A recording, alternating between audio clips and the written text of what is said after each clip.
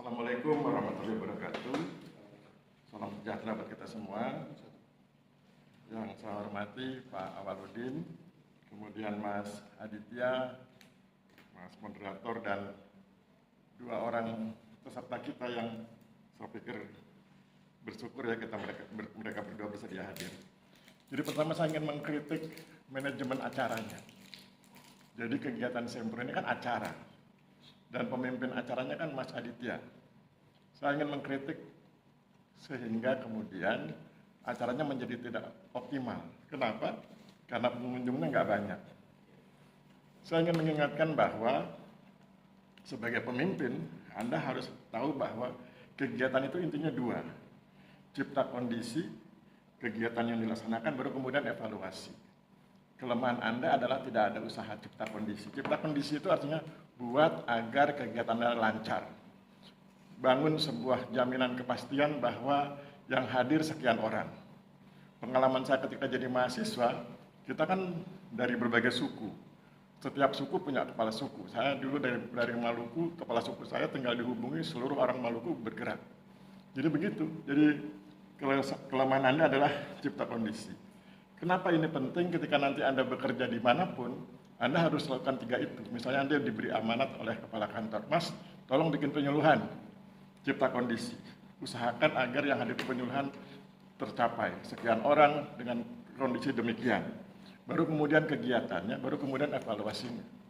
Ya, jadi seorang sarjana itu seorang yang lengkap, paripurna. Nggak cuma sekedar, yang penting tahu teorinya, enggak juga. Jadi manajer acara itu harus kamu lakukan sebagai seorang manajer gitu ya. Itu kritik pertama. Kritik kedua adalah tentang teknik presentasi. Kamu kan sedang mempengaruhi kami berdua terutama, dan sahabat kita dua di belakang, agar kami berempat setuju dengan pandanganmu. Misalnya agar Pak Awaludin setuju dengan judulmu, setuju dengan konsepmu, dan saya juga begitu. Jadi kamu sedang mempengaruhi orang. Untuk bisa mempengaruhi orang, kamu harus percaya diri. Apa buktinya Pak harus percaya diri? Buktinya adalah jangan gunakan teks. Jadi nggak boleh itu kau baca teksmu di depan kami. Itu menunjukkan kamu tidak percaya diri. Kamu tidak percaya diri karena kamu nggak menguasai materi. Dan kalau kamu nggak menguasai materi, bagaimana mungkin kami berdua bisa yakin melepas kamu di pucuk? Ya, jangan-jangan malah bikin malu kami berdua. Itu ya. Nah kemudian sekarang mari kita lihat slide-nya. Tolong buka slide tentang kajian literatur. Oke, kajian literatur itu ada 2 slide. Harusnya 1 slide. Kenapa harus 1 slide Pak Aris? Karena dalam kajian literatur, kamu ingin melihat dinamika tentang isu yang kamu tampilkan. Jadi dalam satu tabel, sehingga kami tahu dinamikanya ke kanan, ke kiri, setuju, tidak setuju, di-applause oleh masyarakat atau tidak di-applause. Itu. Jadi usahakan kajian literatur itu 1 tabel dan memperlihatkan dinamika perkembangan isu yang sedang kamu teliti. Sehingga kemudian kami bisa paham, oh isunya mengarah ke sini, maka kamu nanti mencegatnya di sebagian mana. Gitu ya, sehingga kemudian itu menjadi penting. Nanti slide-slide yang lain juga begitu. Jadi diperhatikan apa tujuan slide itu ditampilkan. Kemudian yang berikutnya adalah ada hal yang saya pikir menarik ya, dan itu sebabnya saya selalu berusaha untuk hadir di setiap Sempro itu, karena bagi saya setiap pertemuan saya dengan sahabat-sahabat termasuk dengan Pak Awaludin itu pasti ada sesuatu yang baru. Setiap saya ketemu beliau pasti ada pengetahuan yang saya dapat. Nah maka kemudian tadi dari beliau kita dapat, oh rupanya kalau penelitian harus fokus. Nah untuk fokus kamu harus jelas nih. Di situ sudah ada 2 aplikasi lah kira-kira gitu ya. Ada Sirama, ada SID. Nah coba kamu lihat SID-nya seperti apa, Siramanya seperti apa. Tadi kan kamu dikejar oleh beliau karena beliau ingin yakin. Jangan-jangan nanti ketika kamu dikirim ke lapangan kamu nggak sesuai yang diharapkan oleh beliau. Jadi beliau ingin meyakinkan itu. Nah ketika beliau ingin meyakinkan itu, kan kemudian yang saya baca adalah beliau ingin kamu melihat aplikasi yang sudah ada, kemudian bangun konsep peluang pengembangannya. Kan ciri khas sarjana itu mampu melihat peluang pengembangan.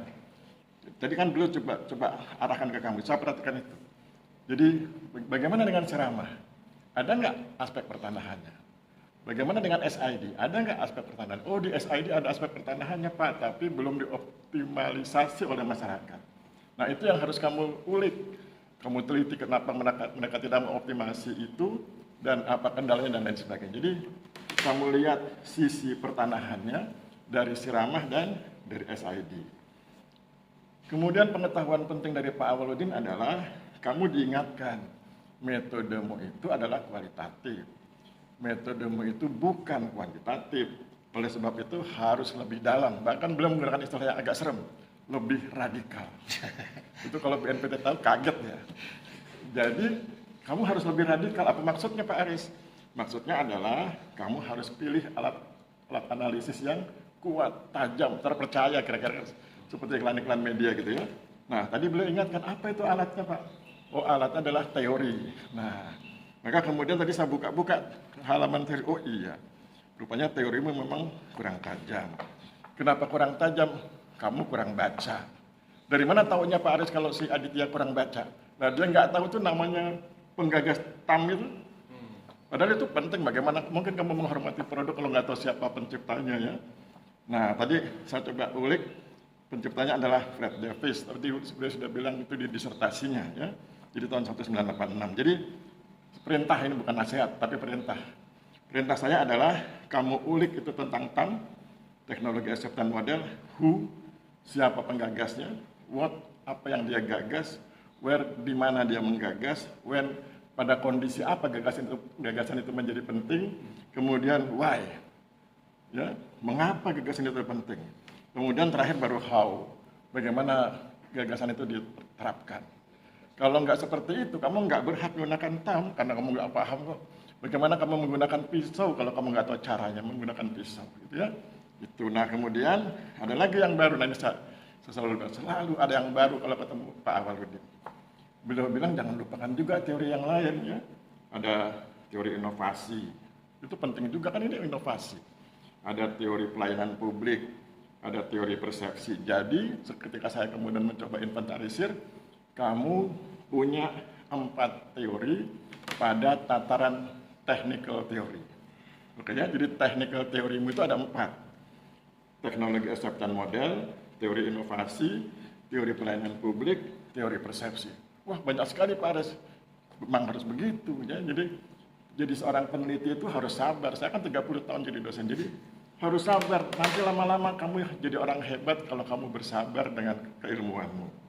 Nah, itu kan baru di tataran technical theory. Naik ke atas sedikit, ada namanya middle theory. Nah, di middle theory nasihat saya, kalau ini nasihat, kamu boleh tidak laksanakan, tapi kalau kamu tidak laksanakan, paham konsekuensinya ya. Nasihat saya adalah di middle theory kamu gunakan dynamic capabilities theory. Siapa yang buat? David Jettis ya.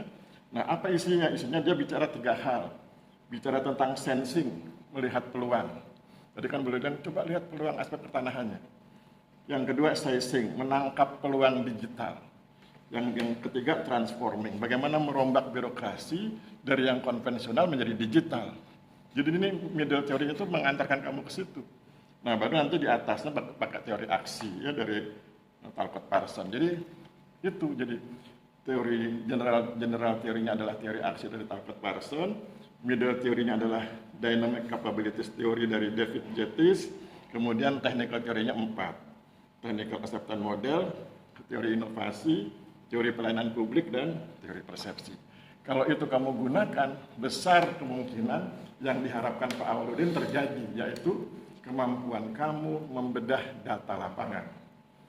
Kalau alat bedahnya salah, alat bedahnya tidak lengkap, kamu akan kesulitan membedah data lapangan. Nanti hasilnya apa? Laporan jurnalistik, bukan laporan penelitian. Nah, sebagai sahabat, kami kan berdua sahabatmu ya. Sebagai sahabat, kami tentu ingin sahabat kami hebat. Dan caranya agar hebat adalah, ayo bersabar-sabar untuk melengkapi teorimu, agar pisau bedahmu menjadi lebih tajam. Saya pikir begitu ya. Nanti kalau detailnya, nasihat saya berikutnya adalah hubungi Pak Awaludin, cari kapan beliau punya waktu luang, kamu hubungi beliau, konsultasikan dengan beliau. Saya pikir it's okay, kami berdua punya niat yang sama, kami ingin kamu hebat, gitu ya. Oke, saya kembalikan pada moderator. Terima kasih.